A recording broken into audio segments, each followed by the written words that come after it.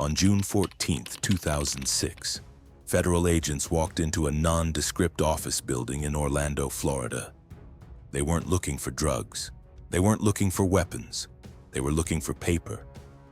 Decades of fraudulent documents, fake bank statements, and forged certificates belonging to a company that had collected over $300 million from ordinary American investors and had almost nothing to show for it.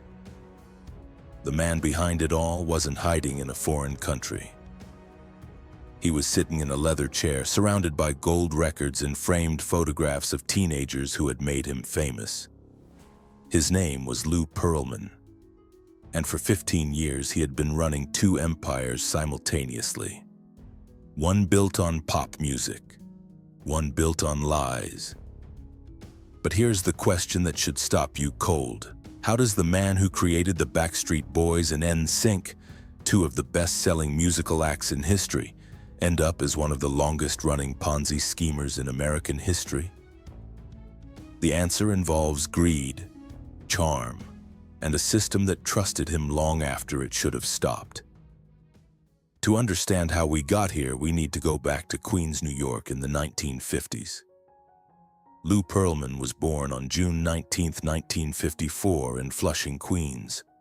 He grew up in a middle-class Jewish household obsessed with two things: airships and fame. His cousin was Art Garfunkel. He watched from the outside as Garfunkel became one half of one of America's most celebrated musical duos, and that proximity to stardom never left him. Pearlman was not a musician. He was something else. He was a builder of images, a salesman of dreams. In the 1980s, Pearlman moved into the aviation business, founding Airship International. He leased blimps to corporate clients, including Budweiser and MetLife. The business appeared legitimate. The revenues appeared healthy. But beneath the surface, Pearlman was already learning the tools that would define his later crimes. He was learning how to make something look far more valuable than it actually was. By 1992, Pearlman was in Orlando. He had watched new kids on the block generate hundreds of millions of dollars, and he believed he could replicate that formula. In 1993, he assembled a group of 5 young men and named them the Backstreet Boys. In 1996, he did it again with a second group. He called them NSYNC. What followed was staggering. The Backstreet Boys' 1999 album, Millennium, sold over 35 million copies worldwide. It remains one of the best-selling albums in recorded history. NSYNC's 2000 album, No Strings Attached, sold 2.4 million copies in its first week, a record at the time. Lou Pearlman was not just a manager. He was, by every commercial measure, a phenomenon. But what the teenagers in those groups did not know, what their families did not know, was that Pearlman had quietly inserted himself into their recording contracts as a 6th member of each band. He was collecting royalties. He was taking shares. He was, by the account of every artist who later examined those contracts, extracting money that was never his. This was not a side scheme. This was the template. Because while Lou Pearlman was building one of the most successful music empires of the 1990s, he was quietly building something else, an empire that existed only on paper. At the same time that Pearlman was building pop empires, he was running a parallel financial operation. It was called the Employee Investment Savings Account Program, or EISA. He also operated a separate vehicle called the Trans Continental Savings Programme. Both offered investors staggeringly attractive returns, sometimes 8 to 10% annually, and both presented official-looking documentation suggesting they were backed by institutional guarantors, including Lloyd's of London. The problem was devastating. Almost none of it was real. The Lloyd's of London backing did not exist as represented. The underlying assets that were supposed to collateralize the investment products were either overvalued, fictitious, or pledged multiple times to multiple lenders simultaneously. Pearlman was taking money from new investors to pay returns to earlier investors, the textbook definition of a Ponzi scheme, and he had been doing so since the mid-1980s. For approximately 20 years, he collected money from ordinary Americans, retirees, school teachers, small business owners, people who trusted him because he was on television, people who trusted him because their neighbors had already invested and received their early returns, people who trusted him because he had gold records on his wall and famous names in his phone. The total amount defrauded is estimated at approximately $300 million. The number of victims exceeded 1,700 individuals. For some investors, the losses were catastrophic. Retirement accounts built over decades disappeared. College funds vanished. Some victims were already in their 70s and 80s. They did not have time to earn the money back. When the scheme collapsed, many were forced to accept a reality they never expected. The savings they thought would carry them through retirement were gone. What made Pearlman's scheme so dangerous was not the paperwork. It was trust. Many of the investors were not Wall Street professionals. They were retirees, teachers, small business owners, families saving for the future. Most never visited the companies they invested in. They never inspected financial statements. They invested because someone they trusted had already invested. A neighbor recommended it. A friend recommended it. A member of the community vouched for it. And every time an investor received a payment, confidence grew. After all, scams are supposed to fail immediately. This one didn't. For years, checks arrived exactly on schedule. Investors saw television interviews. They saw photographs with celebrities. They saw a man who appeared successful in every visible way. And that created a powerful illusion. If Lou Pearlman could build the Backstreet Boys and NSYNC into global sensations, surely he knew how to run an investment company. That assumption would cost hundreds of people their savings.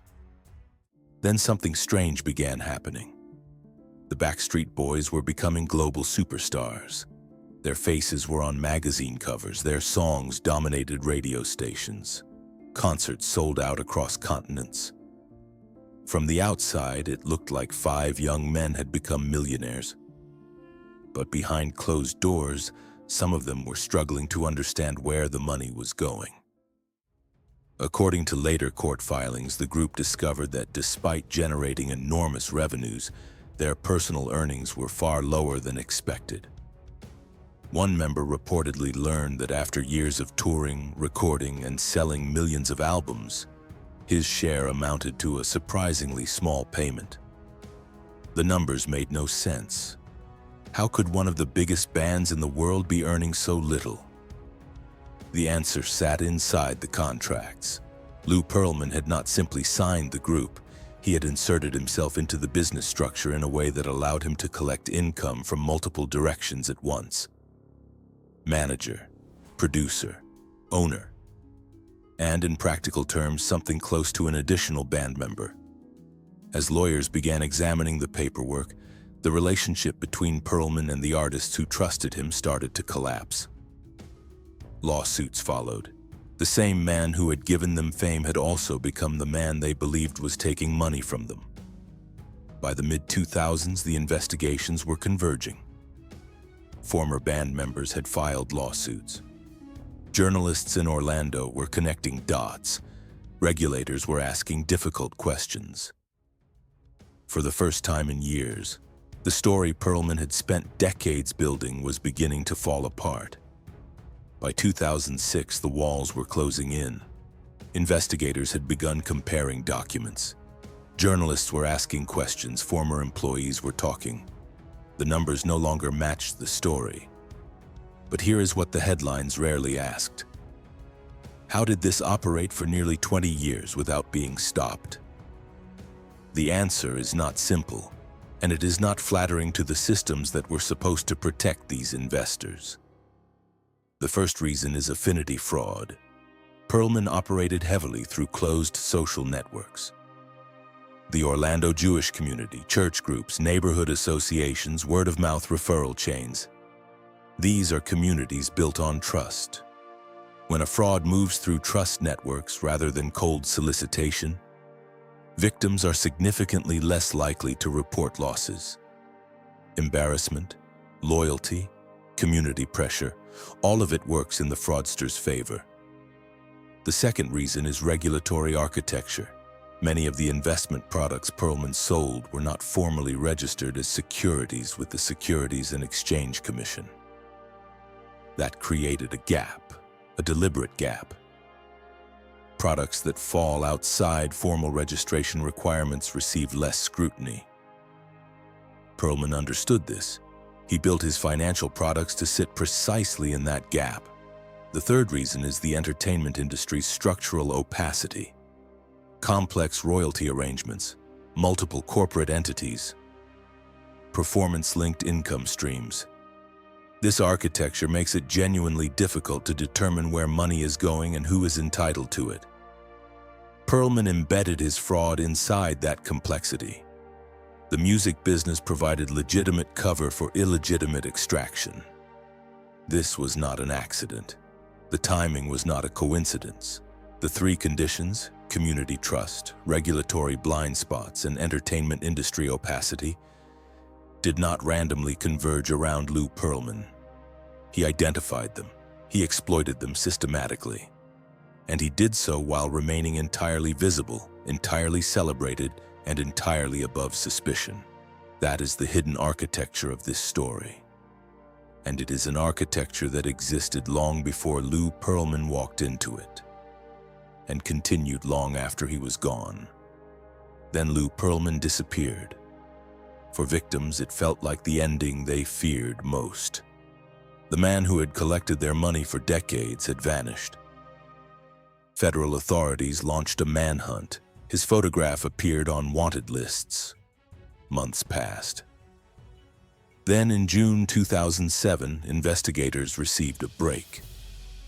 Thousands of miles away on the Indonesian island of Bali, Lou Pearlman was found living comfortably inside a luxury resort complex. The architect of a $300 million fraud had not vanished. He had simply changed locations. But his luck had run out. He was arrested and returned to the United States. The empire that had taken more than 20 years to build unraveled in a matter of months. In March 2008, Lou Pearlman pleaded guilty. He was sentenced to 25 years in federal prison with an arrangement that reduced his sentence by 1 month for every $1 million he helped recover for victims. He never came close to recovering enough to make a material difference. In August 2016, Lou Pearlman died in federal custody at the Federal Detention Center in Miami. He was 62 years old. He left behind defrauded investors who, according to court documents, recovered only a fraction of their losses. The Backstreet Boys went on to become one of the most enduring acts in pop history, selling over 130 million records worldwide. NSYNC members, including Justin Timberlake, built careers that outlasted Pearlman's shadow. But several members of both groups described years of confusion, financial damage, and betrayal. They were the most visible victims, they were not the most damaged ones.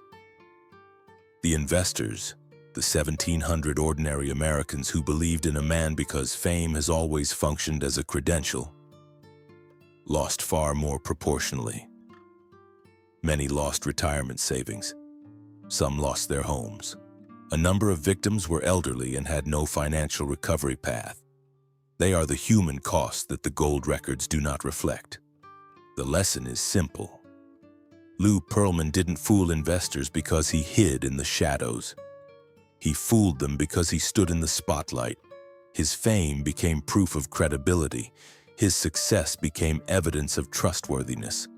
And for nearly 20 years, very few people questioned either. That's what makes this story so disturbing. The fraud wasn't hidden behind complexity. It was hidden behind reputation. And when reputation becomes a substitute for due diligence, fraud becomes much easier to sell.